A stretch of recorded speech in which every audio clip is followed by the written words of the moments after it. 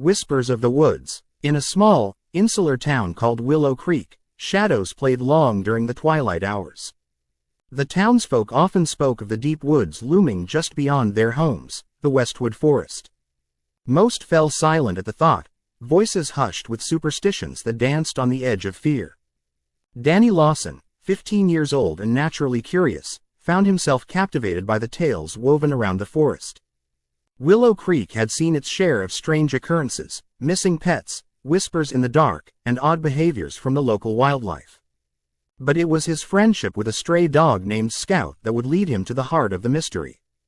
Scout had appeared on Danny's doorstep one evening, tired and emaciated but somehow full of life in his big brown eyes. Danny took him in without hesitation, feeding the scruffy creature and finding a companion in his otherwise quiet existence. Strange things happened around Scout, though. He would bark at unseen specters, fur bristled and eyes wide with anticipation as if responding to whispers that only he could hear. One evening, as the sun dipped low and shadows lengthened, Scout began to whimper and pace anxiously. Confused, Danny followed him outside. The air was thick with mist, curling around their feet like ghostly fingers. Scout led him to the edge of the Westwood Forest, where the trees stood like watchful guardians. Deep within, Danny heard a faint, echoing yelp. Out of place, eerie, almost human-like. "Let's go back, Scout," he whispered, but the dog whined and tugged at Danny's sleeve, his determination palpable. With a heart pounding like a drum, Danny decided to follow Scout into the woods, driven by an unexplainable compulsion. The deeper they ventured, the more unnatural the atmosphere became. The trees whispered secrets, their leaves rustling ominously with the wind. It was a place of shadows and whispers, one that made the hair on the back of Danny's neck stand upright. Scout led him deeper, his demeanor shifting from anxious to almost predatory, and Danny couldn't shake the feeling of being watched.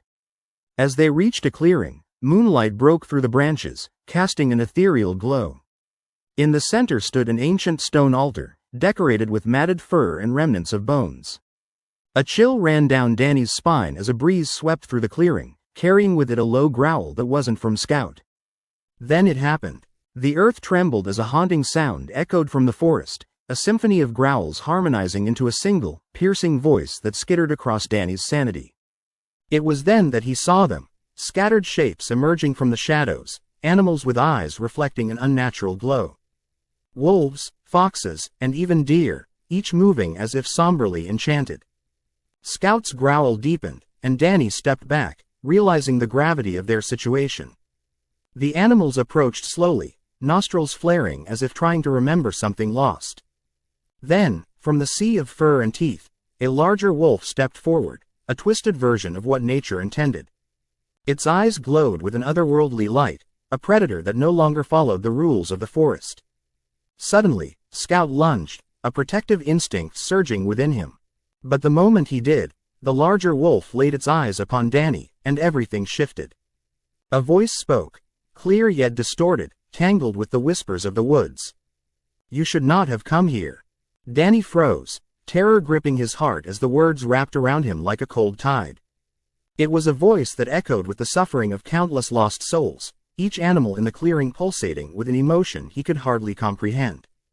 Possessions fueled by something ancient, a hatred bound to the land.